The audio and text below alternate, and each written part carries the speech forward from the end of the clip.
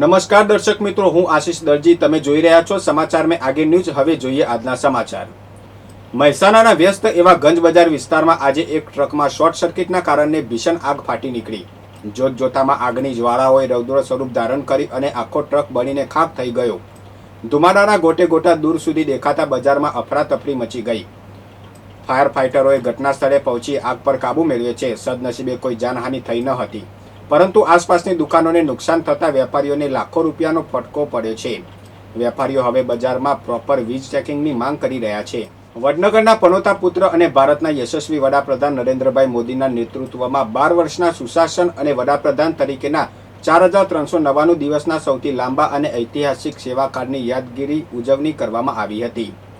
વડાપ્રધાનના જન્મસ્થળ એવા વડનગરના ઐતિહાસિક શર્મિષ્ઠા તળાવ ખાતે આ ગૌરવપૂર્ણ અવસર નિમિત્તે 10,000 દીવડાઓના પ્રાગટ્ય અને ભવ્ય મહાઆરતીનું આયોજન કરવામાં આવ્યું હતું.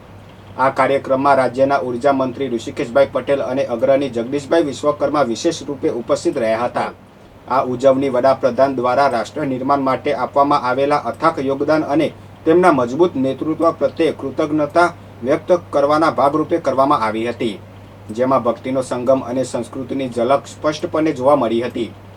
દીપ પ્રાગટ્ય અને મહાઆરતી બાદ કાર્યક્રમમાં વિશેષ આકર્ષણ તરીકે ભવ્ય વોટર લેઝર એન્ડ સાઉન્ડ શોનું આયોજન કરવામાં આવ્યું હતું. સમગ્ર કાર્યક્રમ એકતાનો સંકલ્પ અને વિકસિત ભારતના અભિયાનને વેગ આપવાના ઉમદા હેતુ સાથે યોજાયો હતો. સ્થાનિક આગેવાનો અને નાગરિકોએ વડાપ્રધાનના 12 વર્ષના સફળ કાર્યકાળને ઉજવીને આગામી સમયમાં પણ દેશ તેમના નેતૃત્વમાં પ્રગતિના નવા શિખરો સર કરે તેવી મંગલકામના કરી હતી. ચોમાસાની આગામી ઋતુને ધ્યાનમાં રાખીને વિસનગર નગરપાલિકા હોલ ખાતે એક મહત્વની સમીક્ષા બેઠક યોજાઈ હતી. વિસનગરના ધારાસભ્ય અને રાજ્યના કેબિનેટ મંત્રી ઋષિકેશ પટેલના અધ્યક્ષસ્થાને યોજાયેલી આ બેઠકમાં આગામી ચોમાસાની પૂર્વ તૈયારીઓ તેમજ શહેરમાં ચાલી રહેલા વિકાસ કાર્યો અંગે વિસ્તૃત ચર્ચા વિચારણા કરવામાં આવી હતી. આ બેઠક દરમિયાન મંત્રી ઋષિકેશ પટેલે શહેરમાં પ્રગતિ હેઠળના તમામ બાંધકામ અને વિકાસ કાર્યોની ઝીણવટભરી સમીક્ષા કરી હતી. તેમણે અધિકારીઓને સ્પષ્ટ સૂચના આપતા જણાવ્યું હતું કે ચોમાસા દરમિયાન સામાન્ય નાગરિકોને કોઈપણ પ્રકારની અગવડતા ન પડે તે માટે તમામ વહીવટી વિભાગોએ પરસ્પર સંકલન સાધીને કામ કરવું પડશે. તેમને ચાલુ વિકાસ કાર્યો સમયસર પૂર્ણ કરવા અને વરસાદી ઋતુ દરમિયાન પાણી ભરાવા જેવી સમસ્યાઓ નિવારવા માટે તાત્કાલિક અસરથી આગોતરી કામગીરી હાથ ધરવા આદેશ આપ્યા હતા. આ ઉચ્ચ સ્તરીય સમીક્ષા બેઠકમાં વહીવટી તંત્રના અધિકારીઓ અને સ્થાનિક રાજકીય પદાધિકારીઓ મોટી સંખ્યામાં ઉપસ્થિત રહ્યા હતા. ગુજરાતમાં કડક દારૂબંધીના દાવાઓ વચ્ચે અવારનવાર કાયદો અને વ્યવસ્થા સામે સવાલો ઉઠાવતી ઘટનાઓ સામે આવતી રહે છે. ત્યારે સાબરકાંઠા જિલ્લાના હિંમતનગરમાંથી એક એવી ચોંકાવનારી ઘટના સામે આવી છે, જેને પોલીસ તંત્રની આબરૂના ધજાગરા ઉડાડી દીધા છે.